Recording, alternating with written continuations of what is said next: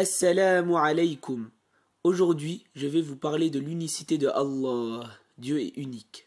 L'unicité de Dieu. Il n'existe qu'un seul Dieu. Le terme Allah est le nom propre de l'être exempt de toute imperfection, qui mérite l'extrême limite de la glorification et de la soumission. Il signifie celui qui a la divinité étant la toute-puissance à créer, c'est-à-dire à faire exister l'inexistant. Ainsi, quelle que soit la langue utilisée, en français, Dieu, en arabe, Allah, en anglais, God. Ce nom ne peut être donné qu'au Créateur. Il n'existe qu'un seul et unique Dieu. Il est le créateur de toutes choses. C'est celui qui fait surgir la créature du néant à l'existence. Il est le créateur de tous les hommes et toutes les femmes, quelle que soit leur couleur de peau, leur langue et leur culture.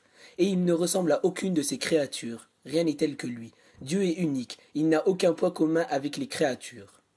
Allah est éternel, exempt de début. Il n'y a pas de début à son existence. Les créatures ont toutes un début. C'est Allah qui les crée. Allah est éternel, exempt de fin. Il n'y a pas de fin à son existence.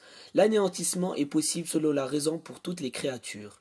Les attributs de Allah sont éternels, exempts de début. Ils n'ont pas de début. Les attributs de Allah sont éternels, exempts de fin. Ils ne s'anéantissent pas. Les attributs des créatures sont créés. Ils ont un début et l'anéantissement leur est possible. Les attributs de Allah ne changent pas, ne se transforment pas, ne se modifient pas et n'évoluent pas car il est parfait. Tandis que les attributs des créatures changent, se transforment, se modifient et évoluent d'un état à un autre. Ces caractéristiques sont propres aux créatures. Allah est le créateur de l'univers et de tout ce qui s'y trouve.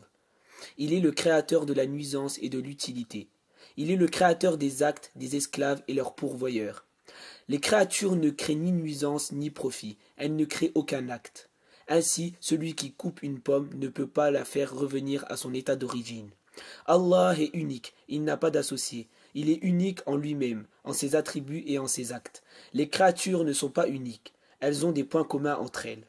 Il n'a pas de dimension, il n'a pas d'endroit. Les créatures ont des dimensions, elles sont établies dans des endroits. Allah n'a pas besoin des créatures. Les créatures ont besoin de qui les crée et les fait changer. Elles ont besoin de Allah. وبارك الله فيكم السلام عليكم